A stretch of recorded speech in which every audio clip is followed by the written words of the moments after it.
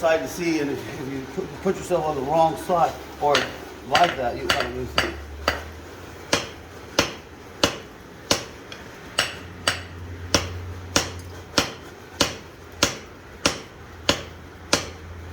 And this would be a 440 punch.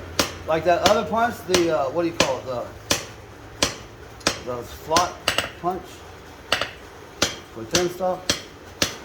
I would cut straight. You know, they give it straighter in the corner. If I'm gonna make a chisel, I use that one for my pointed punch, round, square, slot. And then that for a chisel or a fuller, say. You know, these type of fullers, they kind of crown, flattish, in the middle just like a chisel. Otherwise, you just got to grind that point off. It's an easy grind because it has small surface area contact with it. Why grind that? Why waste that material? This used to be valuable, it still is, by the way. And forging to finish is going to be the most efficient way to get there. So, there's another punch.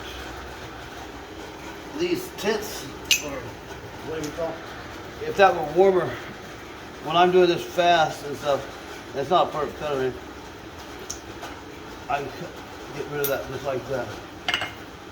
If it were hot, don't do it at that temperature. Don't cut at that temperature.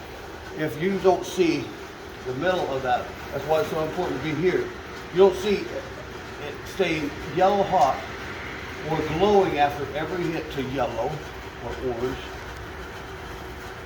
And you have to see right there to see that. Stop cutting because that's not hardened. Put it back and get some more heat, especially the tough steel. Because that'll really wreck a harding, especially 5160. You know, some steels are harder, tougher than others. So be aware of that. Only cut hot. Gets to say Tom would talk about brittle black where it can just fly away too, and a hot piece flying away is dangerous, especially if there's any kids around. The first thing they're going to do is try and pick that up for it, and they'll burn them. And you burn them because you shouldn't be cutting that way. Be aware of that. Safety, safety, safety.